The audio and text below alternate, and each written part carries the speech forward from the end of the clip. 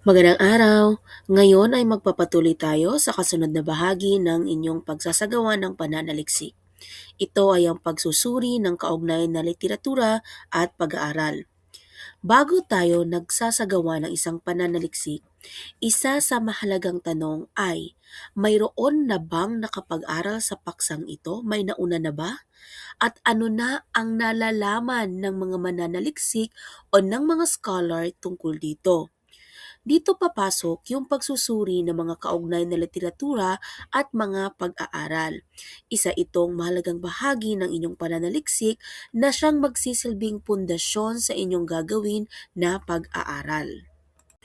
Ano ang pagsusuri ng kaugnay na literatura at pag-aaral o tawagin nating PKLP?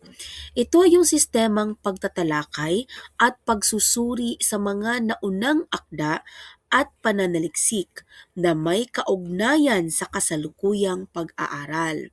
Layunin nitong ipakita na ang pananaliksik ay hindi nagsisimula sa wala, kundi nakabatay sa umiiral na kaalaman, teorya at ebidensya. Ano ba ang layunin at bakit natin isinasagawa yung pagsusuri ng mga kaugnay na literatura at pag-aaral? Una, ito ay para matukoy ang mahalagang konsepto at teorya na may kaugnayan sa paksa, sapagkat ito ay maaaring makatulong din at magbibigay sa inyo ng ideya kung ano ang inyong gagawin. Pangalawa, maunawaan ang direksyon at kalakaran ng mga naunang pag-aaral, kung ano na ang napag-aralan at ano pa yung hindi. Pangatlo, maiiwasan ang pag-uulit ng pananaliksik at para din matukoy ninyo yung research gap. Kasunod, magkakaroon ng batayan sa pagpili ng metodo at instrumento ng pananaliksik. At isa pa, mapapatibay din ang kredibilidad at kabuluhan ng inyong gagawing pag-aaral. Unahin natin ang kaugnay na literatura. Ang kaugnay na literatura ay binubuo o kinukuha mula sa aklat, mga journal at artikulo at iba pang babasahing akademiko na nagpapaliwanag ng mga konsepto, teorya at pananaw tungkol sa paksa. Mahalagang tandaan na hindi lamang ito pagbubuod yung ginagawa ninyo, kundi isa itong pagsusuri.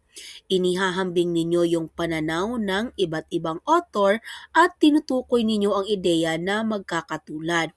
Maaring maging gabay ninyo na tanong kapag nagagawa kayo ng kaugnay na literatura, yung ano yung sinasabi ng scholar tungkol sa paksa o ano ang kanyang pananaw, saan sila magkakatulad at saan naman sila magkakaiba.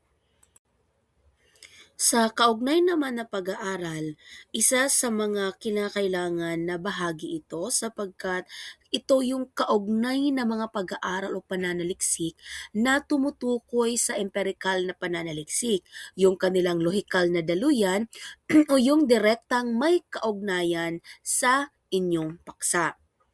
So, ibig sabihin, sa talakayan, bibigyang diin ninyo yung layunin ng pag-aaral, yung disenyo at metodo, mga kalahok o respondente, at ang mahahalagang resulta o yung inyong natuklasan. Sa makatwid, kung inyong susuriin ang isang pananaliksik, ang titingnan ninyo is yung kanyang konklusyon o yung kanyang findings or mga natuklasan. Mahalagang ipakita sa bahaging ito na yung pag-aaral ay nagbibigay ebidensya na may saysay, na may batayan yung inyong kasalukuyang pananaliksik. Ngayon ay ano ba yung ugnayan ng pagsusuri ng kaugnay na literatura at pag-aaral sa inyong kasalukuyang pananaliksik? Sa bahaging ito, maipapakita na nauugnay yung mga naunang literatura at pag-aaral sa inyong kasalukuyang paksa na ginagawa niyo ng pananaliksik. Pangalawa, natutukoy ninyo yung mga kakulangan o yung limitasyon sa mga naunang pag-aaral. Pangatlo, nabubuo o nagkakaroon kayo ng direksyon at focus sa pananaliksik na inyong gagawin. Dito rin ay ipapakita yung ambag ng inyong kasalukuyang pag-aaral sa anumang larangan ito nabibilang. Ilan sa mga mahalagang paalala sa pagsasagawa ng pagsusuri ng kaugnayan ng literatura at pananaliksik. Hindi ito isang simpleng koleksyon ng sipi mula sa ibang akda. Ibig sabihin, hindi ito yung kukuha ka lang ng mula sa aklat na ito, mula sa pananaliksik nito, tapos idudugtong mo. Hindi siya ganon. No? Kinakailangan nito ng kritikal na pag-iisip at lohikal na pag-uugnay sa mga ideya. Ibig sabihin ay pag-iisipan mong mabuti, uunawain mong mabuti yung mga pahayag, mga konsepto o ideya na inyong kukunin para mailahad ninyo at magamit ninyo kung ano man yung kaugnayan ng mga ideya na ito sa kasalukuyan ninyong pag-aaral. Pangatlo, dapat malinaw na makita ng mga mambabasa kung bakit mahalaga yung pananaliksik.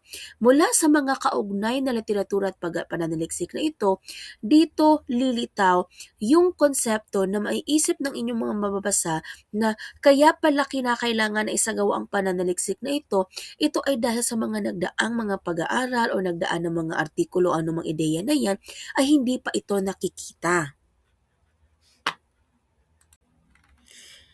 Sa kabuuan, ang pagsusuri ng mga kaugnay ni literatura at pag-aaral ay nagsisilbing akademikong saligan ng pananaliksik.